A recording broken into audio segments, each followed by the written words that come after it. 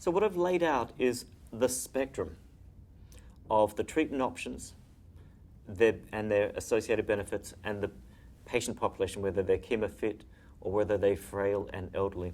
So the first thing we as physicians should ask is, are they chemo-fit? What's the volume of their disease? And then it starts to fall into pieces, what might be the treatment option for that patient? And then offer the patient the treatments that may be suitable for them, and go through the side effect profile and ask what is going on in their life, but they may choose one therapy versus another. So let's start with the chemo-fit the chemo-fit patient with a poor prognosis, high volume disease.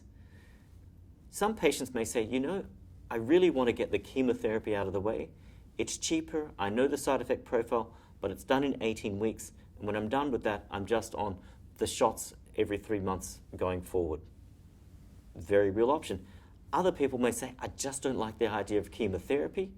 I've got a very important event coming up, a wedding or a court case if they're a lawyer, and it just is going to get in the way. I'd much prefer to go through the hormones at that stage.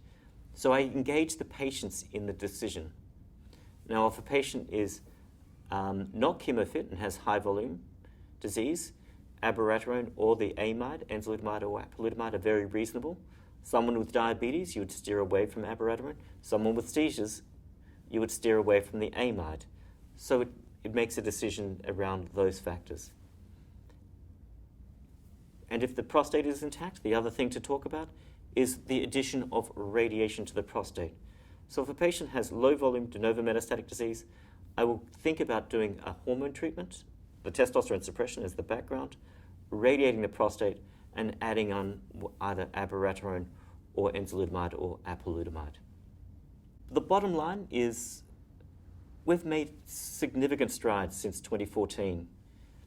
And for the patient who is chemo-fit, it's not either or the hormones or the chemotherapy. It's chemotherapy now or chemotherapy later, is another message to just be clear when we're speaking with patients.